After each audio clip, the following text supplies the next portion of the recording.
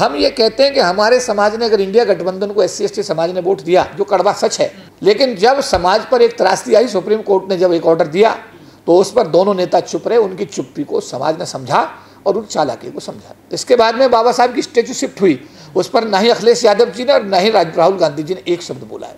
तो जो चुप्पी है कांग्रेस के नेताओं की या जो सो कॉल्ड समाजवादी नेता हैं, और मैं आपको बताऊं समाजवादी पार्टी तो इस बात के लिए प्रसिद्ध है कि जब हमारा प्रमोशन रिजर्वेशन बिल जो था, जब संसद में पेश कर रहे थे नारायण स्वामी तत्कालीन जो डिप्टी मिनिस्टर थे, तो हमारे जो नगीना के सांसद थे उस समय के, जो समाजवादी पार्टी के ही पार्टी से थे, उनके हाथ से बिल फटवाया गया, छीना गया। नारायण स्वामी जी जो मिनिस्टर थे और फाड़ दिया गया।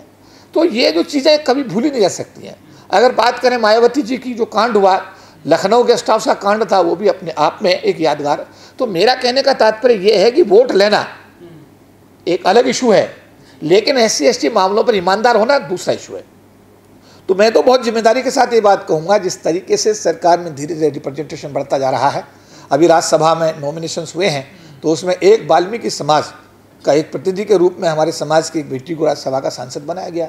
पिछले तो हमने अरविंद केजरीवाल साहब को देखा, झाड़ू के नाम पर उन्होंने चुनाव तो लड़ लिया, ऑटो वालों से SC से वाल्मीकि से अपना वोट तो ले लिया, लेकिन जब तक राज्यसभा बनाने का नंबर आया तो एक भी उनको वाल्मीकि दिखाई नहीं दिया, एक भी उनको जाटव चमार नहीं दिखाई दिया, एक भी उनको ऑटो वाला दिखाई नहीं दिया, एक भी उनको माइनॉरिटी दिखाई नहीं दिया, एक भी गरीब आदमी दिखाई नहीं दिया। उन्होंने अपने गुप्ता अपनी बिरादरी के लोगों को ही वहाँ पर ला करके अपना राज्यसभा में जाने का मौका दिया। तो कहने का मतलब ये है, अब कुल मिला के सरकार में पहले एक मंत्री था संदीप, उसका इस्तीफा हुआ, राजेंद्र पाल गौतम का इस्तीफा हुआ, अब आनंद का इस्तीफा हुआ।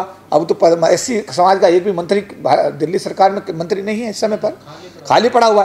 तो इससे क्या है कि ये जो राजनेता हैं, इनके दोहरे चरित्र का ये स्पष्ट रूप से मैं कहूँगा कि इसको हम एक प्रमाण के रूप में देख सकते हैं। और कहतनी और करनी में बहुत अंतर है।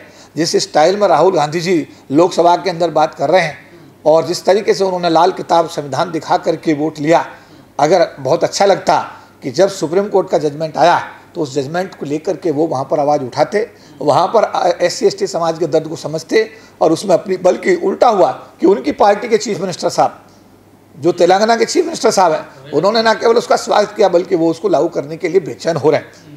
तो मेरा कहने का मतलब है कि राजनीतिक पार्टियों के जो दोहरे क्षेत्र SC/ST मामलात में हैं, वो जाहिर हैं। भारत का हर जो समझदार व्यक्ति SC/ST समाज में, जिसे सोचने समझने की शक्ति बाबा साहब अम्बेडकर के आशीर्वाद से मिली है, वो सब चीज़ को समझता है। और मैं तो यही कहूँगा कि ये दलाली क्यों, बीच में जो SC/ST वोट के बीच में दलाल है, अंततः क्या है, गठबंधन बीजेपी के साथ हो रहा है, कांग्रेस के साथ हो रहा है, जो मैं देख रहा हूँ। और बीच में SC/ST समाज के जो लोग हैं वो भी दलाली करते हैं।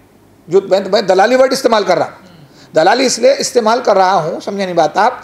कारण ये है कि अगर बीजेपी के साथ ही गठबंधन में सरकार में जाना है या कांग्रेस के साथ ही सरकार गठबंधन में जाना है, तो इससे अच्छा था वो युग अच्छा था जो इंदिरा गांधी के ज़माने में जगजीवन राम रक्षा मंत्री हुआ करते थे और ये माना जाता था कि शेड्यूल कास्ट के जो लोग हैं वो कांग्रेस को वोट देते हैं, तो कांग्रेस के हकों को भी, कांग्रेस जो है SC/ST के हकों को भी ध्यान में रखती थी, पट्टे देती थी, लोन देती थी, अब बच्चों को रिजर्वेशन देती, बहुत सारी चीज़ें होती थी। अब तो यह कि वोट कहीं जा रहा है और सरकार कहीं और है, तो सरकार भी सोचती है जब हमें इनका वोट ही नहीं मिला हम इनकी बात क्यों करें। तो ये दोहरी मार इस समय अनुसूचित जाति जनजाति समाज का व्यक्ति इस समय जो है ना उसका शिकार हो रहा है। खतरनाक दलितों के लिए बीजेपी ज्यादा है या कांग्रेस ज्यादा? देखिए, मेरा कहना यह है कि कांग्रेस और बीजेपी दो नाम है, मेरा साफ तौर पे ये कहना है। लेकिन मैं ये जरूर कहूँगा कि बीजेपी बदनाम है, बीजेपी बदनाम है। बीजेपी इतने सारे काम करने के बावजूद भी आज तक अनुसूचित जाति जनजाति समाज के लोगों की पहली पसंद नहीं बन पाई है, क्योंकि उसकी तरफ से कुछ लोग बीजेपी की, जहाँ भारत के प्रधानमंत्री OBC समाज से आते हैं, वो रामनाथ कोविंद से पूर्व राष्ट्रपति से मिलने के लिए नए साल पर ग्रीट करने की दिवाली पर जाते हैं। वो अपने पद का भी ये सोच नहीं रखते कि भाई, वो सोचते नहीं पूर्व राष्ट्रपति जी मैं उनके घर जाऊंगा, समझे बात आप। तो जहाँ तक द्रौपदी मुर्मू ने कभी नहीं सोचा होगा कि वो भारत की राष्ट्रपति बनेंगी, लेकिन मैं कहूँगा कि वर्तमान सरकार ने ST समाज के व्यक्ति को सर्वोच्च सम्मान देकर के राष्ट्रपति के पद पर पहुँचाया। मेरा सिर्फ मोदी साहब से आपकी TV चैनल के माध्यम से ये निवेदन रिक्वेस्ट है कि साहब, निजी क्षेत्र जो है वो सरकार के पैसे से चल रहा है, उनका अपना कुछ भी नहीं है। सरकारी ज़मीन सस्ती सरकार के से ले रहे हैं और बैंकों का पूरा पैसा है। विजय माल्या जी ने हवाई जहाज बनाया, किंगफिशर, पैसा तो बैंकों का था, उनका था ही नहीं, तो उसमें रिजर्वेशन क्यों नहीं होना चाहिए था। अब अगर इस समय पर इंडिगो चल रहा है, पैसा बैंकों का सारा, इंडिगो के मालिक का तो उसमें एक भी पैसा नहीं है, तो उसमें रिजर्वेशन क्यों नहीं होना चाहिए। अगर जो पैसा आज की डेट में हमारे जो हमारे टॉप उद्योगपति माने जा रहे हैं, अडानी अंबानी साहब, पैसा तो बैंकों का है, तो उस क्षेत्र में रिजर्वेशन क्यों नहीं होना चाहिए? अगर भारत के बाहर अमेरिका में हर कार्य में जो वहाँ पर जो काले गोरे का इशू है, उस इशू पे ब्लैक्स को अमेरिका के हर कार्य में हिस्सेदारी मिल रही है, सरकार में हिस्सेदारी मिल रही है। देश में पैदा होने वाले हर रोजगार में प्रिंसिपल ऑफ डाइवर्सिटी वहाँ लागू किया गया है। तो इंडिया में प्रिंसिपल ऑफ डाइवर्सिटी लागू करके इस देश के सबसे गरीब तबके के लिए, जो अनुसूचित जाति जनजाति के नाम से जाना जाता है, जो देश में जातिगत प्रताड़ना का लंबे समय शिकार होता रहा है और आज भी हो रहा है, उसके लिए प्रिंसिपल ऑफ डाइवर्सिटी अमेरिका के सिद्धांत पर भारत में लागू होनी चाहिए और निजी क्षेत्र और सरकारी क्षेत्र में वर्तमान आबादी SC/ST के उनके हिसाब से आरक्षण लागू किया जाए और देश के में जो भी रोजगार पैदा हो रहे हैं उस हर रोजगार के अंदर SC/ST की भागीदारी इनकी जो जनसंख्या उसके अनुपात में सुनिश्चित अगर सरकार करेगी मोदी साहब की, तो मोदी साहब का ये कार्यकाल एक स्वर्ण युग के रूप में जाना जाएगा और मोदी साहब के इस कार्य के लिए अनुसूचित जाति जनजाति समाज का एक कार्यकर्ता होने के नाते मैं उनका हृदय से आभार धन्यवाद व्यक्त करूंगा। देखिए, कांग्रेस के बारे में या राजनीतिक पार्टियों के बारे में एक बड़ी दिलचस्प बात यह है कि कथनी और करनी में बड़ा फ़र्क है। पिछले दिनों में हाँ, ये ज़रूर मैंने महसूस किया है कि जब अटल बिहारी वाजपेयी भारतीय जनता पार्टी के जो NDA घटक के जो नेता के रूप में उन्होंने प्रधानमंत्री का पदभार संभाला, तो रिजर्वेशन ख़त्म करने वाले कौन लोग थे? फ्रंट की गवर्नमेंट थी, जिसमें देवगौड़ा जी, गुजराल साहब, ये लोग प्रधानमंत्री थे और रेल मंत्री स्वर्गीय रामविलास पासवान जी उनके साथ में थे। लेकिन रिजर्वेशन को वापस करने का काम किसने किया? अटल बिहारी वाजपेयी की सरकार ने संविधान में 3 संशोधन करे, 81, 82 और 85। इसके बाद में फिर दोबारा कर से बीच में कांग्रेस की सरकार आई और कांग्रेस की सरकार ने वायदा किया था तालकटोरा स्टेडियम में गृह मंत्री तत्कालीन सुशील कुमार शिंदे जी ने कि हम मानसून सत्र के अंदर प्रमोशन में रिजर्वेशन के बिल ला करके कानून बनाएंगे, आरक्षण को कानून बनाएंगे। ये वायदा मनमोहन सिंह साहब ने हम लोगों से किया था प्रधानमंत्री के रूप में। सरकार 10 साल रही लेकिन ना आरक्षण कानून बना, ना प्रमोशन में रिजर्वेशन का कानून पास किया गया। तो कथनी और करनी में शिमला जो इनका डिक्लेरेशन था, कांग्रेस 10 साल शासन में आने से पहले जब इन्होंने अपना मांग पत्र जारी किया तो उसमें निजी क्षेत्र में आरक्षण की वकालत की। इन्होंने इनकी तत्कालीन जो सामाजिक न्याय अधिकारिता मंत्री थी मीरा कुमार जी, उन्होंने उद्योगपतियों को बुलाने का काम भी किया। उसके बाद इसको आगे कुमारी सैलजा और मुकुल वासनिक ने भी जारी रखा, लेकिन आज तक निजी क्षेत्र में आरक्षण का कानून जो है कांग्रेस 10 साल में नहीं बना पाई।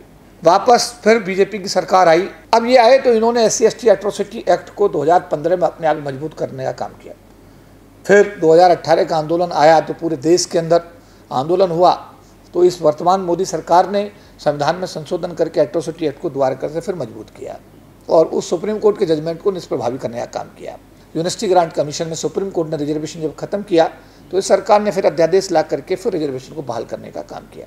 डॉक्टर अम्बेडकर से जुड़े हुए हम 5 तीर्थों की बात करते हैं तो लंदन का घर हो, चाहे 26 अलीपुर रोड जहाँ बाबा साहब का परिनिर्माण हुआ, चाहे आपका 15 जनपद जहाँ doctor Ambedkar international centre 200 crore की लागत से बना, 26 अलीपुर रोड अंतर्राष्ट्रीय स्मारक बना, आपकी दीक्षा भूमि नागपुर के रेनोवेशन के लिए करोड़ रुपया सरकार ने सेंक्शन किया, आपका महू की जो बाबा साहब की जो जन्मभूमि है उसका रेनोवेशन का काम बीजेपी ने किया, 500 करोड़ की भूमि परचेज करके हिंदू मिल की जो है बम्बई के अंदर वहाँ पर बाबा साहब का स्मारक बनाने का काम किया। मोदी जी की सरकार आने से पहले कोई नहीं जानता था संविधान दिवस क्या होता है, लेकिन मोदी जी पहले प्रधानमंत्री जिन्होंने संविधान दिवस की खोज की और संविधान दिवस की खोज करके पहली बार लोकसभा के अंदर उसको मनाया और आज पूरे देश के सामने हम सब लोग संविधान दिवस को मनाने का काम कर रहे हैं। अम्बेडकरवादी भी संविधान दिवस को नहीं खोज पाए जो मोदी सरकार ने खोजने का काम किया।